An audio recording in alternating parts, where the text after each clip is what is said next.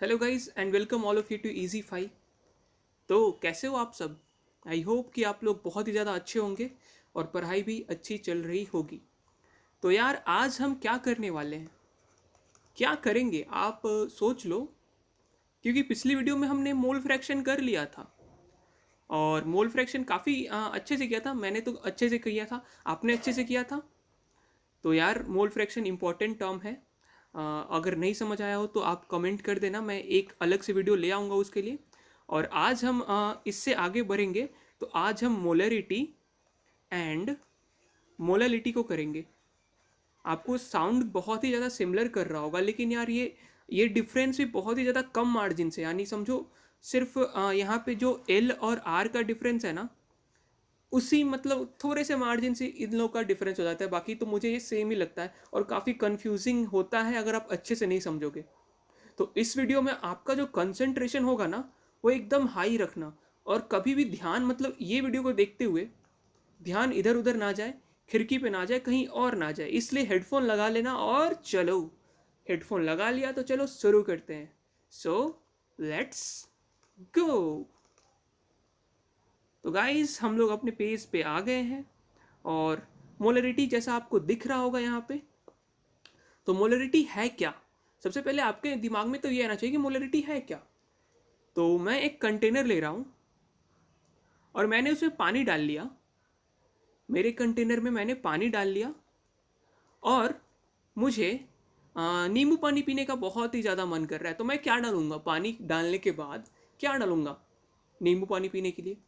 तो पानी डालने के बाद मैं उसमें थोड़ी सी चीनी डालूंगा, शक्कर डालूंगा मैं थोड़ी सी। तो शक्कर मैंने डाल लिया, मैंने अपनी चीनी डाल ली। अब क्या? अब मैं लेमनेड, अगर मुझे नींबू पानी बनाना है तो मुझे नींबू चाहिए होगा, बट मेरे पास नींबू नहीं है। तो मैं मीठा पानी से ही काम चला लेता हूँ। चलो, तो ये मान लो कि ये जो अपना पानी है ना, ये वाला पानी, वो 1 लीटर है।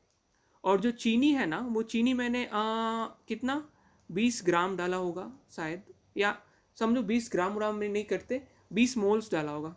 20 मोल्स ऑफ चीनी मैंने डाला है। आई होप आपको पता है 1 मोल कितना होता है।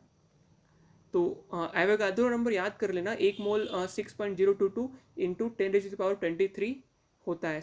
तो 1 मोल जैसे मैंने बोला, 1 मोल आपका होता है 6.022 इंटू 10⁻23 यूनिट्स।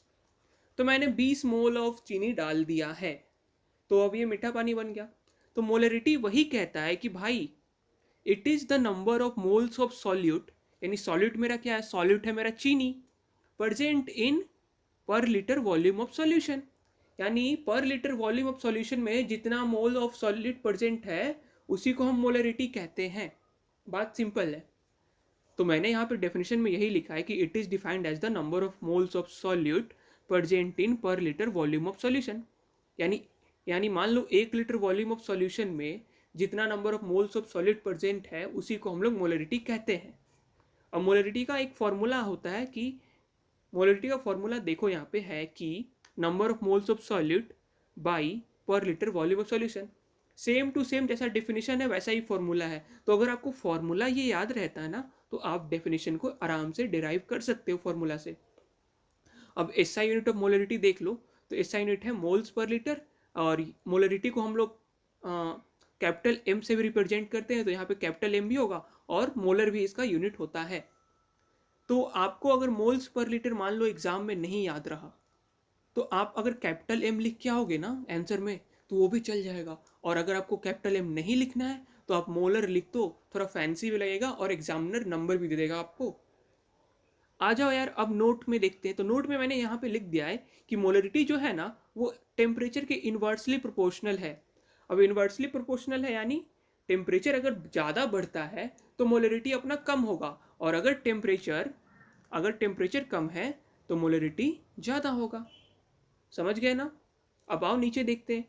तो यहाँ पे नीचे है अपना कि 2 मोलर दो मोलर NaOH सॉल्यूशन है। तो इसका मतलब क्या हुआ? यहाँ पे आपको लिखा है कि 2 मोलर NaOH यानी सोडियम हाइड्रोक्साइड सॉल्यूशन है। तो इसका मतलब क्या हुआ कि मोलर जब लिख दिया तो मोलर का मतलब तो होता है मोल्स पर लीटर। मोलर का मतलब क्या होता है, मोल्स पर लीटर होता है कि नहीं गाइस। ऊपर देखो ना, यहाँ पे मोलर मोल्स पर लीटर तो इक्वल है। तो 2 मोलर NaOH सॉल्यूशन का मतलब 2 moles of NaOH in 1 litre of solution, क्योंकि यहाँ पे 2 मोलर दिया हुआ है ना, और मोलर मोल्स पर लीटर ही होता है। तो 2 moles of NaOH in 1 litre of solution, तो ये बात भी सही है। इसको मान लो ये जो अपना लिखा हुआ है ना, ये शॉर्ट फॉर्म है, और इसको हम थोड़ा एक्सपैंड कर दे तो ये आ जाएगा अपना। ओके गाइस, अब 5 मोलर H2SO4 सॉल्यूशन को अगर हम लिखना चाहें तो 5 moles of H2SO4 in 1 litre of solution नहीं लिख सकते हैं, बिल्कुल लिख सकते हैं गाइस। तो आई होप ये आपको समझ आ गया हो। और आ जाओ फिर दूसरे टर्म को देखते हैं। तो एक फॉर्मूला यार ऊपर मैंने लिखाया, तो ये तो आपको जनरल पर्पज के लिए नहीं था, ये आप डेफिनेशन के लिए रख सकते हो। लेकिन जो बेसिक फॉर्मूला मोलरिटी का है ना गाइज, वो यही है। आप चाहो तो इससे भी सॉल्व कर सकते हो, बट मैं जो न्यूमेरिकल का फॉर्मूला है वो अलग लाके मतलब अलग से लेके आया हूँ। तो ये देखो मैंने यहाँ पे लिख रखा है कि फॉर्मूला फॉर न्यूमेरिकल पर्पज। तो ये देखो मोलरिटी इज इक्वल टू, ये जो डब्ल्यू बी है आपका मास ऑफ सॉल्यूट है, एम बी जो है मोलार मास ऑफ सॉल्यूट है, और 1000 है यहाँ पे into 1000 by volume in millilitre. Okay guys, अब आप बोलोगे कि यहाँ पे 1000 तूने क्यों लिखा, क्योंकि देखो वॉल्यूम आपका लीटर में था ना, और लीटर 1 लीटर जो होता है वो 1000 मिलीलीटर होता है। ओके, तो इसलिए मैंने यहाँ पे 1000 लिखा है, क्योंकि मुझे मिलीलीटर में चेंज करना था। ओके गाइस, और ज़्यादातर क्वेश्चन आपके मिलीलीटर में ही होंगे, लीटर में नहीं होंगे। तो अगर यहाँ पे वॉल्यूम इन मिलीलीटर है तो यहाँ पे मिलीलीटर का ज्यों का त्यों लिख देना। ओके गाइस, मैं न्यूमेरिकल कराऊंगा तो आपको समझ आ जाएगा। तो ये फॉर्मूला आपको समझ आया। इसके लिए एक ट्रिक भी मैंने बना रखी है। तो देखो, जो मेरा मोलरिटी का फॉर्मूला है उसके लिए मैंने एक ट्रिक बना रखी है। तो जैसे यहाँ पे है WB/MB into 1000 by volume in millilitre. तो WB को मैं बोलता हूँ वाह भाई मुझे भी 1000 में विमला। तो ट्रिक लिख देता हूँ, WB को मैं क्या बोलता हूँ, वाह भाई। MB को क्या बोलता हूँ, मुझे भी 1000 में विमला। विमला विमिला विमला ऐसे करके लिख सकते हो, वाह भाई मुझे भी 1000 में विमला। ओके, तो ये आपका ट्रिक हो गया। अब आ जाओ यहाँ पे देखो, एक इक्वेशन दे रखा है, डाइल्यूशन इक्वेशन है, और ये बोर्ड्स में आते हैं इसलिए मैंने लिख रखा है। तो डाइल्यूशन इक्वेशन आपका हो जाएगा M1V1 is equal to M2V2। M1 क्या है, मोलरिटी ऑफ, शायद फर्स्ट सोल्यूशन है, शायद नहीं पक्का, मोलरिटी ऑफ फर्स्ट सोल्यूशन, ये वॉल्यूम ऑफ फर्स्ट सोल्यूशन, और M2 है मोलरिटी ऑफ सेकंड सोल्यूशन, और V2 है volume of second solution. Mixing equation है गाइस, ये कॉम्पिटेटिव एग्जाम में काफ़ी आता है और कभी कभी बोर्ड्स में भी पूछ लेता है। तो यहाँ पे मैं इसे इरेज कर देता हूँ ताकि मिक्सिंग इक्वेशन आपको अच्छे से दिखे। देखो गाइस, मिक्सिंग इक्वेशन है आपका M1V1 plus M2V2 is equal to M3 into V1 plus V2। तो ये आपका मिक्सिंग इक्वेशन हो गया। और आ जाओ अब क्वेश्चन करते हैं। तो पहले मैं ये इरेज कर लेता हूँ ताकि क्वेश्चन के लिए स्पेस बन जाए अपने लिए। तो यहाँ पे अपना फर्स्ट क्वेश्चन देखो गाइस, यहाँ पे जो दिया हुआ है, तो इसमें हमें कह रहा है calculate molarity of 20 gram NaOH is dissolve in 250 millilitre solution. इसे मैं एक बार फिर से पढ़ देता हूँ कि calculate molarity of 20 gram NaOH is dissolve in 250 millilitre of solution. हमें क्या निकालना है, हमें निकालना है मोलरिटी। और दिया क्या हुआ है, हमारे पास दिया हुआ है कि मास ऑफ सॉल्यूट दिया हुआ है, यानी डब्ल्यू भी हमारे पास कितना है 20 ग्राम्स, एंड वॉल्यूम दिया हुआ है जो कि है 250 मिलीलीटर 250 मिलीलीटर। यहाँ पे डब्ल्यू भी दिया हुआ है और हमको एम बी चाहिए होगा, हमें एम बी चाहिए। एम बी क्या है, मोलार मास ऑफ सॉल्यूट। तो एम बी हमारा 40 ग्राम पर मोल हो जाएगा।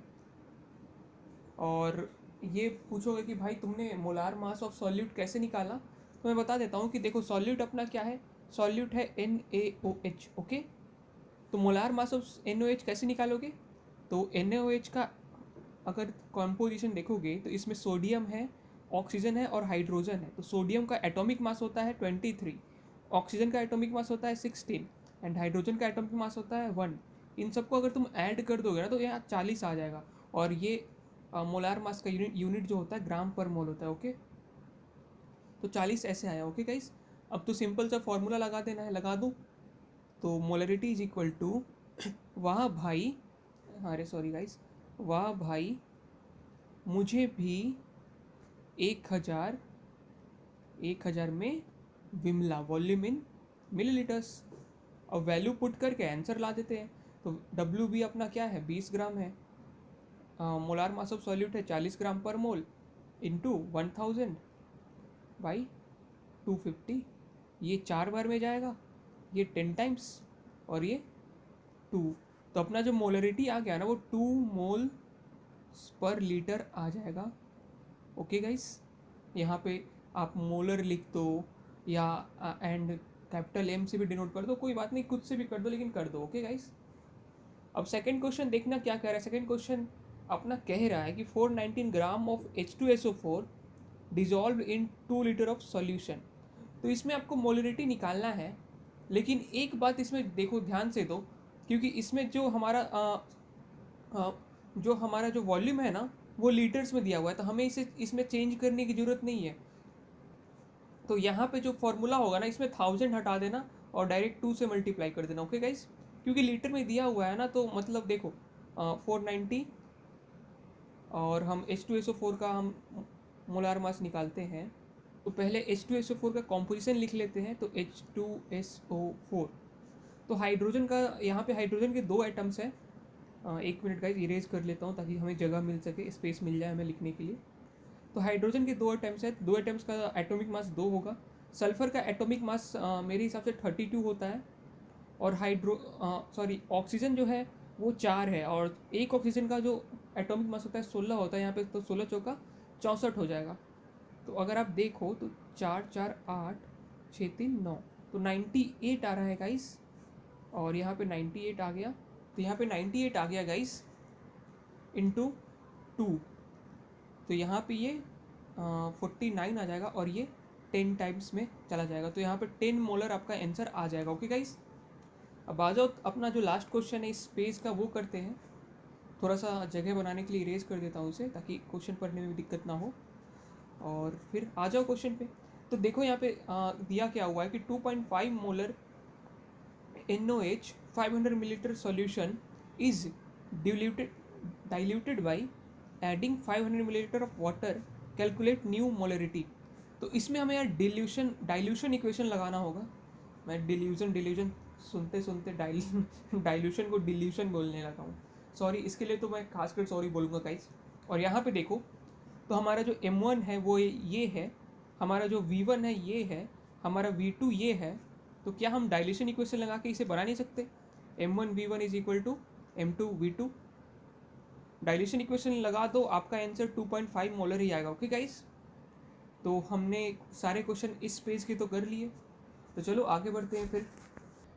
तो अपना जो नेक्स्ट टॉपिक है ना वो है मोललिटी।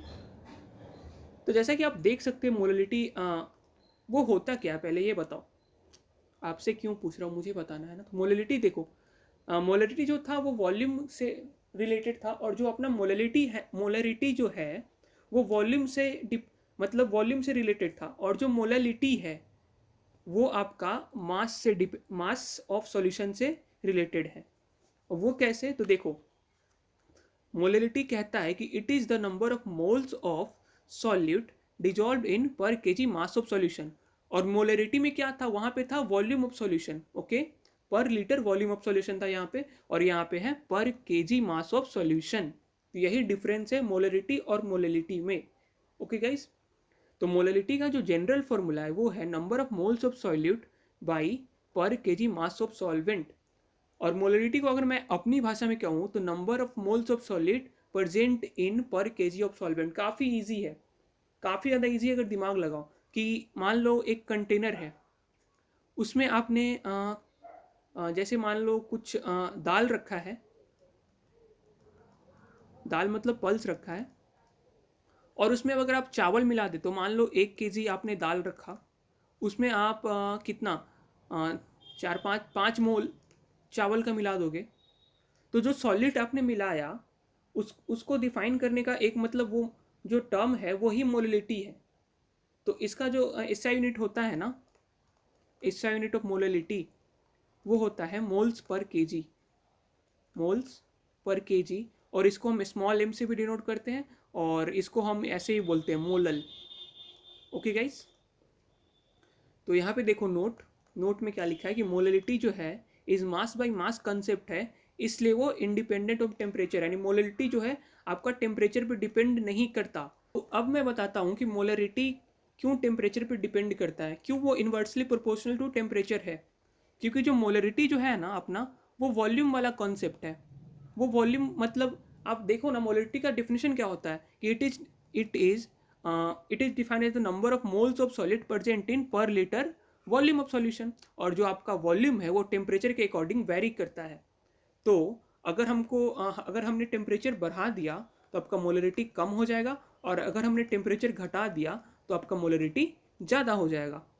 जबकि जो मोललिटी है, जो आपका मोललिटी है, वो टेम्परेचर पे डिपेंड नहीं करता, आप उसे बढ़ाओ चाहे घटा दो, वो कांस्टेंट रहेगा। ओके गाइस, तो आई होप ये समझ लिया होगा आपने। और यहाँ पे एक फॉर्मूला है, मैंने जो जनरल पर्पस फार्मूला है मोललिटी का, वो ये है कि number of moles of solid पर डिवाइडेड बाई पर केजी मास ऑफ सॉल्वेंट।